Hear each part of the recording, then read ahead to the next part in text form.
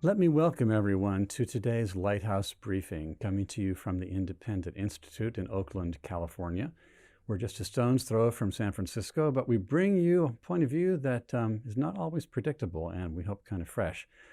Today, I particularly want to welcome our Lighthouse Society members. This is our Lighthouse Briefing because the members of our Lighthouse Society really are the ones who consistently make possible all the public policy work we do, the research, the publication, and so forth. So thank you to all of you who are with us, who are members of Lighthouse Society. And thank you for joining us for what we think is going to be a kind of a front row seat or a private skybox discussion of some of the issues that the country is dealing with. And we're trying to give a reasoned perspective on. I'm delighted to have with us today for this Lighthouse Briefing Mary Theroux. Mary is our Senior Vice President here at the Independent Institute. Welcome, Mary. Thank you, Graham.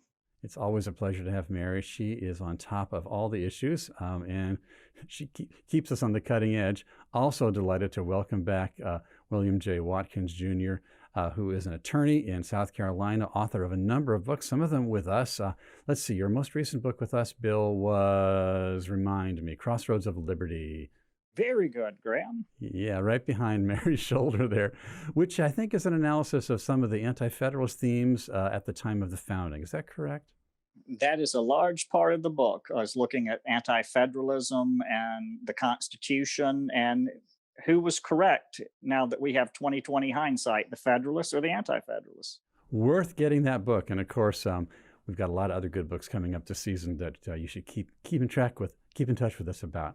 So thank you, Bill, for joining us. Thank you, Mary. Let's talk a little bit about things that are popping in the news these days. We promised our friends that we would do a little bit of sort of analysis of the results of the election, which is tough because the results in some matters seem to be a little bit in abeyance or ambiguous.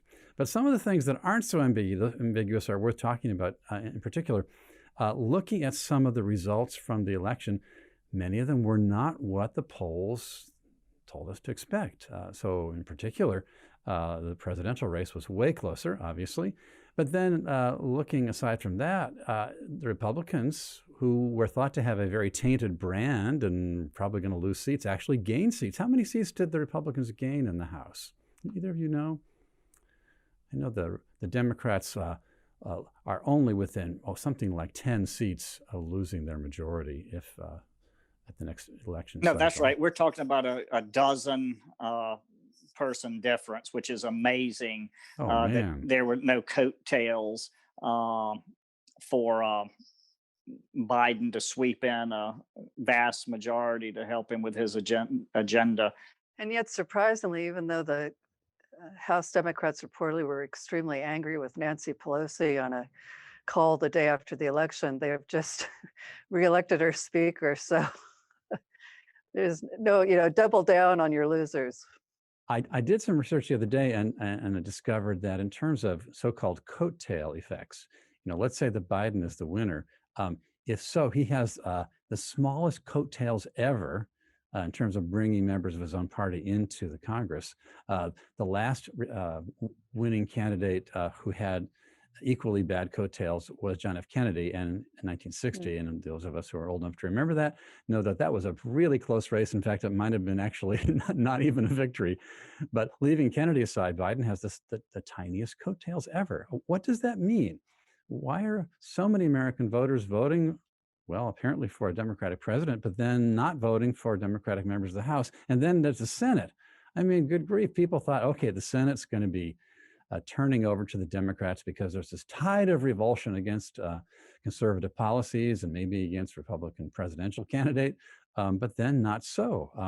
What do you think, Mary, about the Georgia Senate race? Do you think that's going to hold the Senate for the Republicans? Well, we'll see. I was heartened to hear that only voters who vote in the general election can vote in the runoff. So that will cut down a lot on incentives to pour a lot of money and people into Georgia to try to tip. Right. That was the pre-existing rule in Georgia, I think, wasn't it? Yes, right. Yeah. In terms of Biden, I think the thing was he really did not go out with a message of what he was or what he was going to be doing. It was just pretty much consistently, I'm not Trump. And I don't think it's surprising that he hasn't any coattails because he really wasn't running for any principles, any vision. He never Right. cast any Hmm. sort of grand design on what he was going to do. He's just going to, I think hoping the people had warm fuzzies about the Obama administration and would rather have that back than another 4 years of the chaos we've been having, which really has not, has not particularly been due to Trump, except for the extent that Trump's personality has driven the chaos. But it's Yeah, just been clearly. Hmm. a massive fight of the insiders against Mr. Outsider Trump. But this was no blue tidal wave. I mean, looking at it even a broader perspective, even Joe Biden's winning the Democratic candidacy itself, nomination itself, suggests that even among Democrats, they weren't ready to go all the way to their far left. I mean, they had a lot of other choices. They could have chosen Sanders, they could have chosen Warren, but they went for Biden, and Biden seemed to be like, sort of the least common denominator, or maybe the empty set. I'm not sure. Uh, so no blue tidal wave. Be sure to interrupt me, Bill, if you have a comment on some of the things I'm pontificating about here. No, he was a safe choice for the party as a mainline politician that everyone was familiar with, that's held office since antediluvian times, it seems like. Yes, that's right. And that too, you knew what you were going to get. It wasn't that big of a risk. And when your agenda, as you point out, he's not Donald Trump. And let's face it, the president has, his own warts because of his personality and the use of Twitter and other things like that, where He's not the world's most winsome candidate or president, let's just say.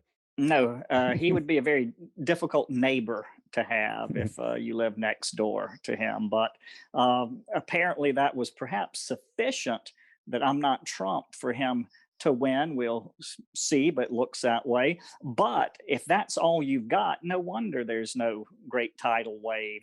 Because Exactly. Hmm. my view is what the media calls Trumpism. I don't like that term. I call it the middle American agenda. Middle Americans, whether they're black, white, Hispanic, aren't all in on some of the more radical parts of the agenda that they were peddled. The defund the police. No, most middle Americans want the police to respond to their house if someone breaks in or Hmm. they notice a prowler or whatnot. And this far left demagoguery that we hear from much of his party scared people, and they obviously did not buy in, or there would be a huge majority in the House rather than the 8 or so seats. Exactly. And you mentioned defund the police and so forth. What's quite stunning to me is that many of the post George Floyd violent protests, and maybe not the nonviolent ones, but the violent ones, seem really to be largely dominated or run by Antifa types who are not African American, but rather seem to be relatively privileged white activists, which is Yeah, these pretty interesting. protesters were really white. And the economically disadvantaged and blacks who have to live with the consequences of, as Bill mentioned, defunding the police and homelessness and other urban problems are the ones who are most against this agenda of of enabling homelessness and turning against police responsiveness and so on. So Hmm. the Democrats have a losing message if they're going to carry that one. Yeah, it's sad, and what I found also particularly stunning, I did a little checking on some of the, election day polls that they do as people leave the polling stations and so forth. And according to NBC News, at least, there was a very noticeable, statistically strong shift in sentiment among African American men in this election. So it went like this, the numbers I found in my recent check, that back in 2008, when President Obama was running, 95% of African American men voted for him. High hopes in him, not surprising. I didn't vote for him, but I even had high hopes for Barack Obama. But then, okay, his reelection in 2012, only 87% of African American men voted for Barack Obama. And then 4 years later, in 2016, for Hillary Clinton, only 82% of African American men voted for Hillary Clinton. And then in 2020, only 80% of African American men voted for Joe Biden. During this whole time, the African American female vote, however, has remained pretty stable for the Democratic candidates at 95 to 96%. But African American men don't see it the same way. I think there's something really significant in that. I mean, I could mention Hispanic shifts too, but speculatively. And younger generations shift too. Yeah, that's true too. Well, regarding the Black men who have shifted their vote pluralities, I can't help but speculating. I mean, I could be mistaken, but it seems like, African American men are simultaneously being recruited to serve as victims in an agenda which may not be their own. And then at the same time, they're being targeted as being put in the crosshairs of certain forms of contemporary feminism, which want to portray them, because they're male, as somehow, problematic. They're not comfortable with all that, it seems to me. No, these are, working folks who pay taxes and don't look forward to higher taxes from Joe Biden. They don't look forward to perpetual victimization, which seems to be the agenda of the Democratic Party. That 2020 is the equivalent to 1960 or 1860, whichever way you want it there, based on their agenda. The vilification of men in the media and on college campuses. Right.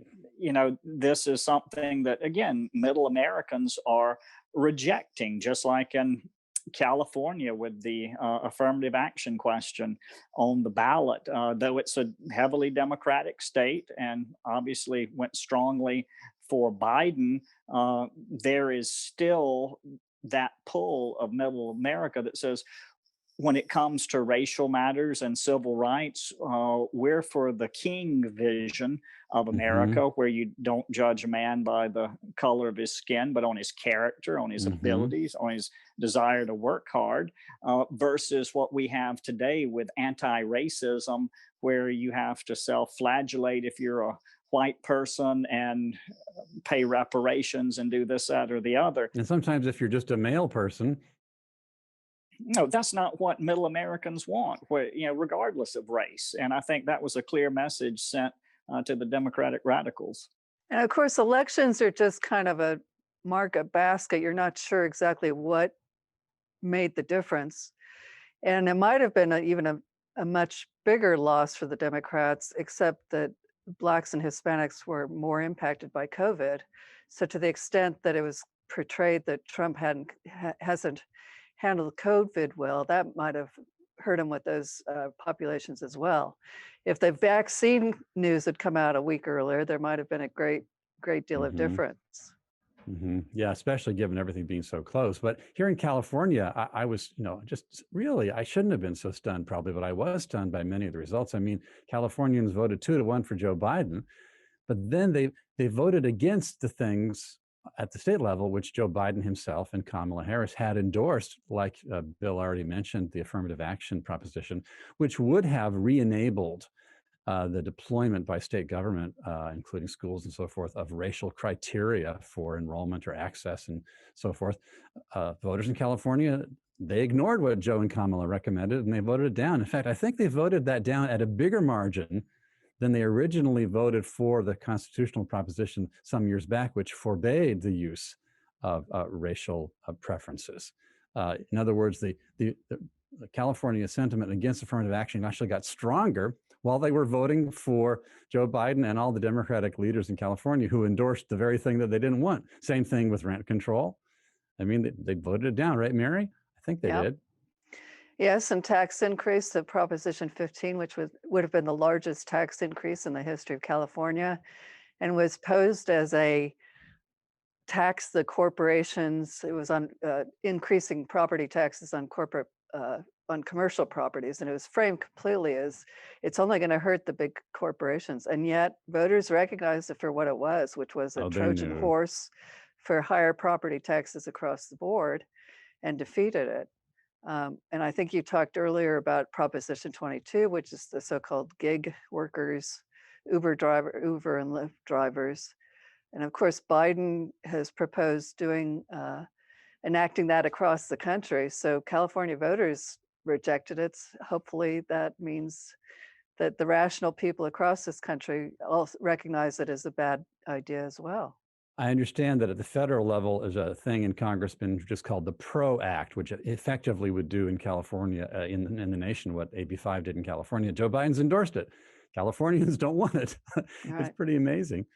And, not to pat ourselves too much on the back because I don't want to get a sprained muscle, but the Independent Institute actually had something to do with the tide of opinion in California at that point. Mary, can you shed light on that?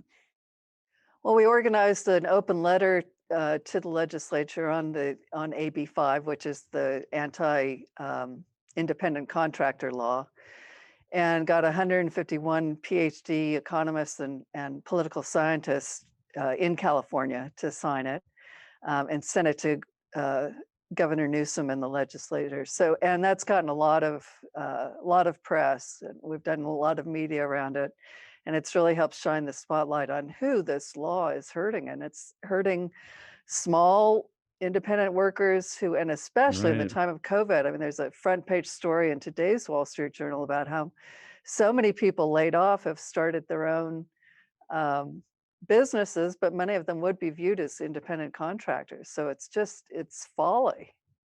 We also shone a spotlight on the whole business about racial preferences, sort of indirectly, because of our work to uh, blow the lid off the so-called ethnic studies curriculum here in California, which is very much related to that. So much so that Governor Newsom actually vetoed what would have been a mandated so-called ethnic studies curriculum, i.e., capitalism is racism, and Jewish Californians are guilty of white privilege, et cetera, et cetera. That thing got knocked down. That had to have something to do with also the rejection of the affirmative action proposition in California. So all that, makes us think that our work is not in vain. We sometimes really do affect the climate of opinion. And moreover, that even Californians they're not sold on the left agenda. Well, and it's not just California. I mean, Illinois, Governor Pritzker put $56 million of his own money behind a tax increase proposal. And even though Trump lost Illinois by 13%, the tax proposal went down by 10%. So, voters are not buying this. The government needs more money. They'll solve all our problems if only we give them more of our money to do it with. Yeah, exactly. So we're going to talk a little bit now about what policies may get implemented, assuming Joe Biden and Kamala Harris take office. But let me pause for a moment and just remind all of our participants. And we've got a bunch of people on this call already who are members of our Lighthouse Society.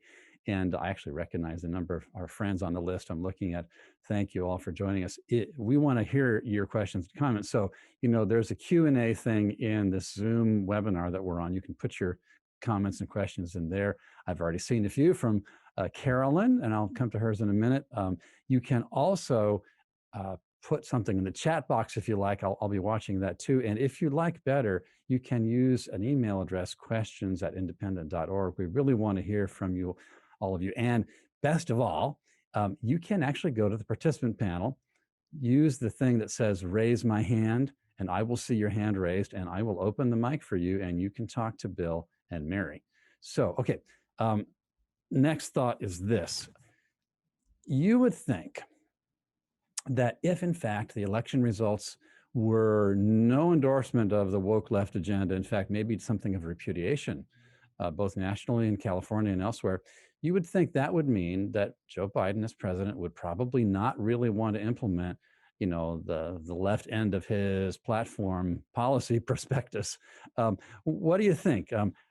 Do you think that Joe and Kamala will be tempered in the policies they seek to implement and the executive orders they seek to put in place? Or will they try and make the most of their newfound position of power before it's too late and do as much on the left side as they can? Which is it going to be? Judging from the list of the people on their transition team, they're going full speed ahead on their green agenda and the rest of it. So I'm not hopeful. Your thoughts, Bill? They're going to be tempered just because of the composition of Congress. They can push hard for certain things, but with Republicans appearing to control the Senate, a slim slim majority in the House of Representatives, it is going to be very difficult to get big policy legislation passed. So they could take something from the Obama playbook and just keep pushing and pushing and fighting and not get anything done, and try to campaign on that. Or they, who knows, could compromise. Again, Biden, I think you disagree with me on this, Graham, but I do think Biden does have a reputation as someone who will compromise, reach across the aisle, and try to get things done. So that's a possibility there. What concerns me more, though, is the state of executive power and what they might do via executive orders and other action like that. Do we have any indications yet of some of the executive orders that they might do? He says he's going to do all sorts of stuff on day one, Mary. Isn't that what I heard? Yeah, well, The Guardian did an article recommending 277 policies that he could enact on day one without Congress, and a link to the proposals that they put out in July, and this got no coverage, the Biden-Sanders Unity Task Force recommendations, and it's subtitled Combating the Climate Crisis and Pursuing Environmental Justice, and just lays out all kinds of very dangerous policies that we in California can warn the rest of the country on. And it's radical reduction of carbon emissions and green energy. And again, we in California get to pay energy costs that are utility costs that are 40% higher than the rest of the country. They're double Oregon and Washington's. Our gasoline, we have our very own special gasoline formula that's far more expensive than anywhere else in the country. Plus special taxes on it. And green energy can't supply enough energy, so we have blackouts. If it gets hot and people want to run their air conditionings, they don't get any electricity. So we've had 25,000 blackouts, and they're just continuing. So it's bad news. Well, Californians are sweltering in their houses in the summer, though. They can at least feel good that there are a bunch of windmills out there instead of any power plants. Yeah, now Newsom has proposed banning gas-fueled cars, so there'll be even a higher drain on the grid. So we're in for just pure misery. We're going into the dark, literally the dark ages, and that's what this agenda and what these policies do. They leave us in the dark. Will President Biden go all the way there? I'm hoping Bill is right, that there'll just be some literal political tempering and maybe some temperamental, his own temperament may lead him to a little bit of moderation. But boy, his vice president doesn't seem to have that kind of moderate temperament. No, she doesn't. And with them filling various departments with heads, and we all know it's really the federal agencies that make the laws that govern our day-to-day affairs. It's the administrative state that rules America, a branch that was not envisioned by the framers, a power that was not envisioned, and they make the rules. As we've seen in the Trump administration, despite his high hopes and talk, this power is so entrenched in the agencies, the courts wouldn't even allow him to repeal an unconstitutional executive action by Obama with the whole DACA mess, Deferred Action Program, which we still have. Trump has tried to knock that thing down like 4 or 5 times, and there was no, it constituted essentially inappropriate lawmaking by the executive, but the courts kept saying, no, you have to keep it. And you have to go through these certain steps to get rid of an illegal action. That just blows the mind, but that's what the courts said. But we have this huge administrative state that Trump couldn't overcome, and that Biden and Harris can certainly use, where Congress will push back on an agenda. They have these agencies that would be very willing to expand their power and pull across the United States. Yeah, and the reason we have this imperial presidency and administrative state is because Congress has completely abdicated its responsibilities. It will not pass legislation on immigration. It will not pass legislation on all these things. And they sit back quietly and let the president do what he wishes. And it's related to really a real fundamental kind of uh, structural problem, which has nothing to do with the split between Republicans and Democrats. It seems that both parties are kind of bought into the great scope of federal power generally and the broad and intense power of the executive in particular. George W. Bush seemed to have been the presidency the administration during which the presidency gained a whole lot more Yeah. sway. Yeah, the Republican Congress just gave him everything he wanted, and the federal government grew by 4 times under George W. Bush. And we at Independent were saying, you're not going to be happy about this when you have somebody sitting in the White House that you don't like. You might think about the power you're Yeah, giving up, but ex- people ex- just, make hay while the sun shines, and then you have to live with it when it's raining. yeah, you got to think about the implications of these power moves in the long haul. Go ahead, Bill. No, that's the danger of the whole theory of the unitary executive. I mean, I agree. Obviously, the Constitution says all executive power rests in the president. I get that. But when you now have a federal government that's not bound by the Constitution as it was written, that is performing so many functions that have not been delegated to it, uh, and you have a president who you accept that he can pull from his bag of tricks of implied powers, of unwritten powers. Just think of how much power that puts in one man's hands, whether you like him or not. That is the real danger of the unitary executive Right. there that, John Yoo and so many other scholars have pushed back in the Bush White House days. Was terrible then. It's more dangerous now. We've got one of our friends online, John, who wants actually to put a question through our microphone here, and we're eager to hear from him. John, I think I have opened your mic, and if you want to ask your question to Mary or Bill Watkins, please do. Oh, good afternoon, folks, and thank you for this. Yes, we live here in California. It's lurching towards a progressive dystopia, but that's because it's become effectively a one-party state. So my question is at the federal level. What do you see for the opposition, for the Republicans now that there's a Democrat in the White House, or presumably will be? Will they look down and pick up the mantle of fiscal responsibility that they've trampled on over the last 4 years, scrape the mud off and rediscover that value and offer some opposition? And if so, will the Democrats demagogue that in reply? So I'll just shut up now and let you answer that. Okay, yeah, I remember fiscal responsibility. So, what do you say, Bill, Mary? Well, I say this probably the last fiscally responsible president I remember was Grover Cleveland. I can't say within recent years that the Republicans or Democrats have a credible claim to fiscal responsibility. The debate about the growth of the budget at most is how large will the percent of increase be. You have large swaths of the budget, close to 70%, definitely in the high 60s, that are untouchable, that the parties don't even debate about.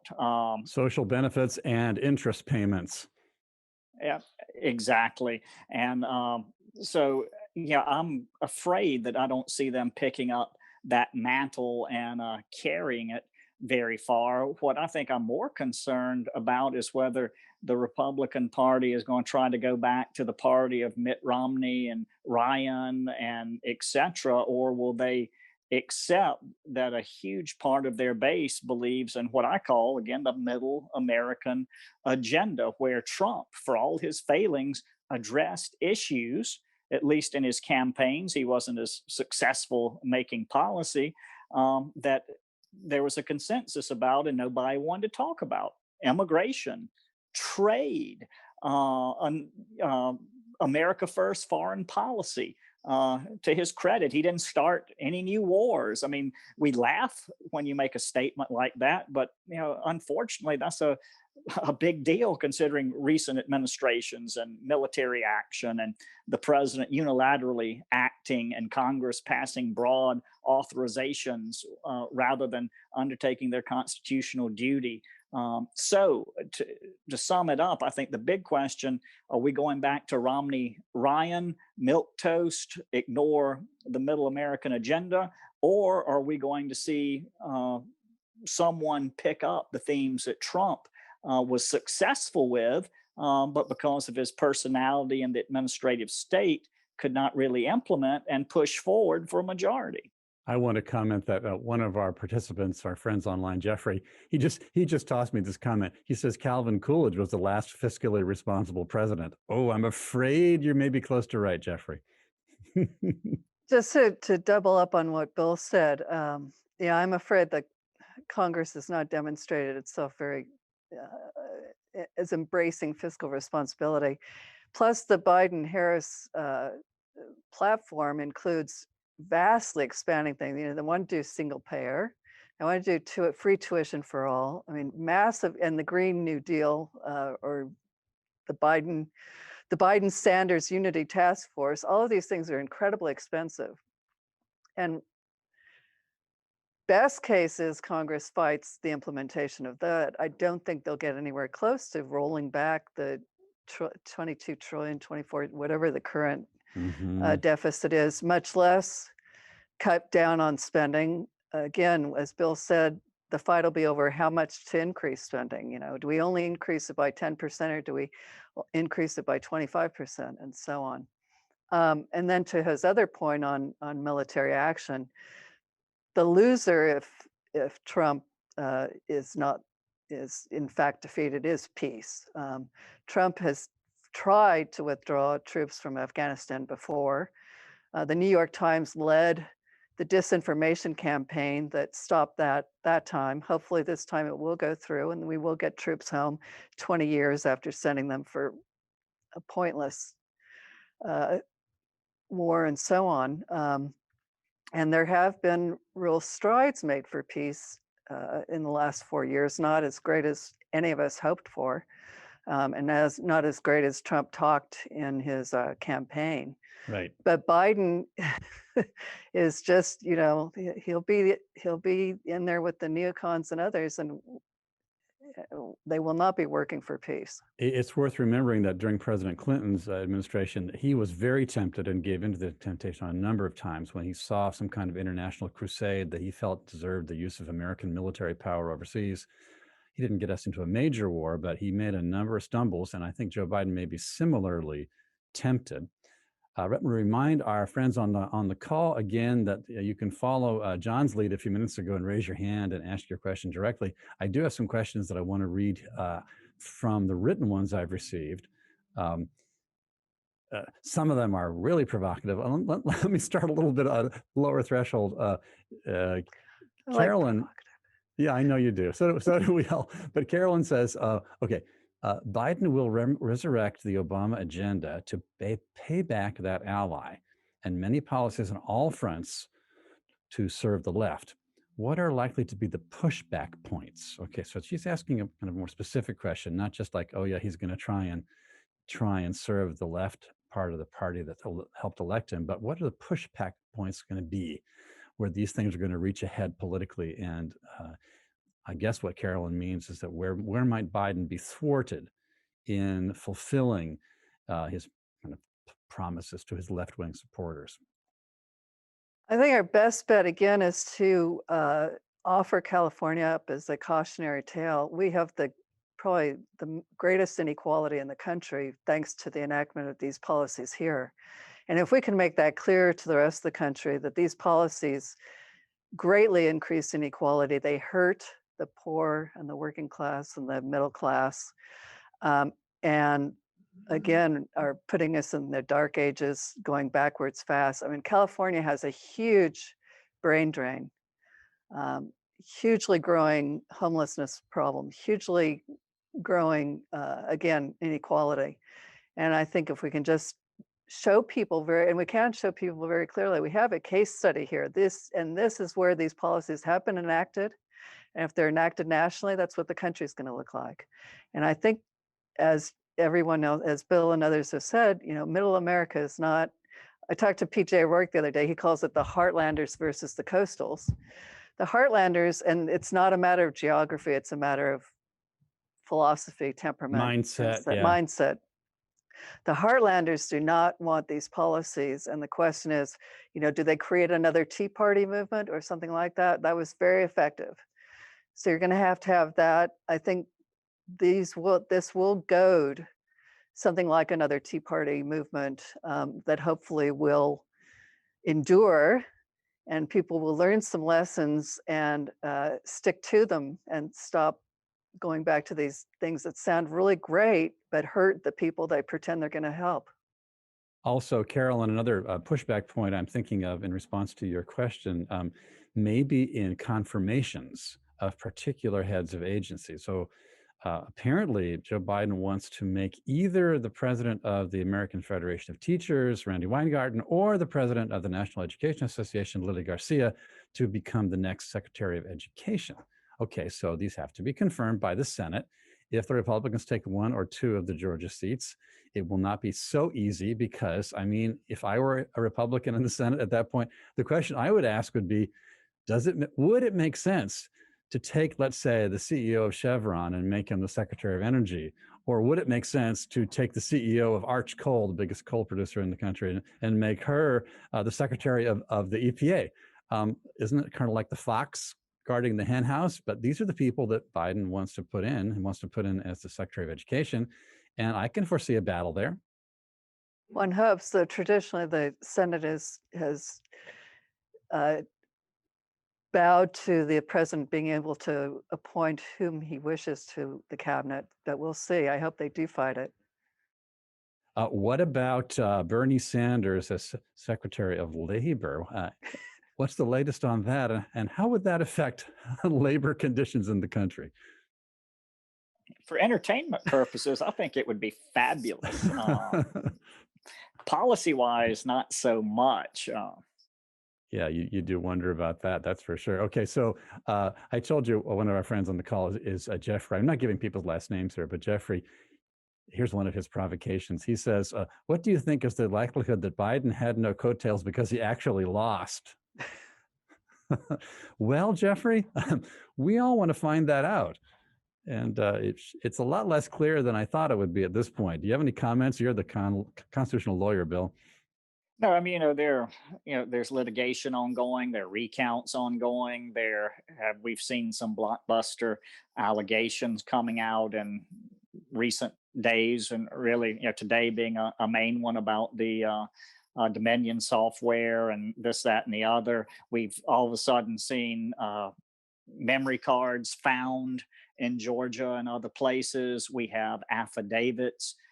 These are sworn documents from a number of individuals about irregularities, keeping certain poll watchers away, changes, just if putting people in the computer system willy-nilly, frightening things that, most people are criticizing Trump for not just, going on and accepting defeat, but perhaps we need to look at our system and just, how far are we pushing, towards some sort of third world electoral system with fraud just being rampant where you can't trust the results.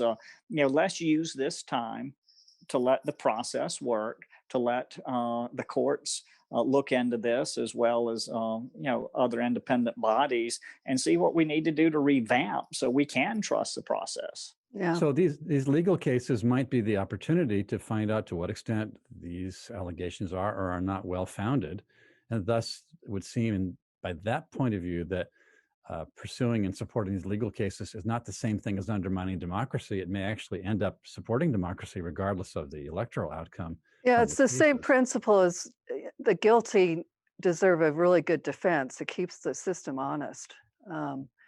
And so these, just as when Al Gore challenged the 2000 election, which he should have done, it was certainly very close. These challenges, regardless of their outcome, hopefully they'll make us have a much better electoral system. And that would be good for everybody. Okay, I think that we have covered some really interesting territory today here. Anybody on the call who wants to get one last, verbal question, and I'm open to having you raise your hand, but not seeing anybody going there just yet. I am so thankful to Bill Watkins and to Mary Theroux for this conversation today. We are going to see how things sort out, but I think that, in sum, I am grateful that it turns out that with the election and some of the policies that have been implemented and others that have been rejected by voters, that the work of the Independent Institute is hardly in vain. In fact, our voice has made a difference in some of these things. And, if we can make a difference in California and on some of these national issues, it may well be that this next era would be an opportunity for the independent team to continue speaking in a very influential way, because we have a point of view, a number of points of view that are just not typical. Like, for instance, the analysis of excessive concentration of executive power and federal power, which Bill was offering earlier, and Mary as well. That's not a Republican or Democrat issue. That's kind of a structural constitutional issue. We have things to say, and we are grateful that our many friends help us decide. Okay, Bill on the line is going to be our last question. I don't want to miss the chance to hear from Bill. Okay, so I've just allowed you to talk, Bill. Can you speak your question to Bill or Mary? Muted myself. Thank you very much for the great discussion. You are welcome. I think looking forward, we can be a little more positive if we use statistics. If you can go to bed winning by 5 to 700,000, wake up 4 hours later losing, you have to ask, how fast can you put a ballot through the machine? And I think you're going to find that it's statistically impossible to have those kind, which means somebody either brought in box loads of elections and they were all for one candidate, so they fed the number in, or they jiggled with the machine. And I think you're going to see astounding things in the next few days. Well, thank you, Bill. I mean, I hope that our system hasn't been that badly abused, but if it has been, I sure want to know. And so I appreciate that comment. Any final words from you, Mary, on that or other subjects? Well, just as you were saying, Graham, regardless of who is ultimately crowned the winner in this thing, there are nothing but opportunities ahead, and we'll be looking forward to exploiting and taking advantage of all of them on behalf of liberty. Final thoughts from you, Bill Watkins. Yeah, no matter who is going to be the occupant of the White House, both Trump and Biden hold certain views that the Independent Institute certainly doesn't endorse, and we're going to have to be vigilant either way to keep spreading truth, to educating people on basic economic and legal principles. And no matter who's there, let's get to work, roll up our sleeves, do it. Exactly. That's what we're for here at the Independent Institute. Our friends in the Lighthouse Society, they're the ones make it possible. Thank you all for joining us. Thank you so much. We really appreciate it. Keep standing with us. We ask you to do. And today's conversation will be recorded, and eventually we will make it available on our website. We'll let you know through an email, and you can share it with your friends too if you'd like to. And please not only stand with us, but keep in touch with us as we try and keep track of the principles of liberty and good government for the country as a whole. Thanks a lot, everybody. Thank you. Bye. Bye from the Independent Institute. Bye-bye, Mary. Bye, Bill. Take care.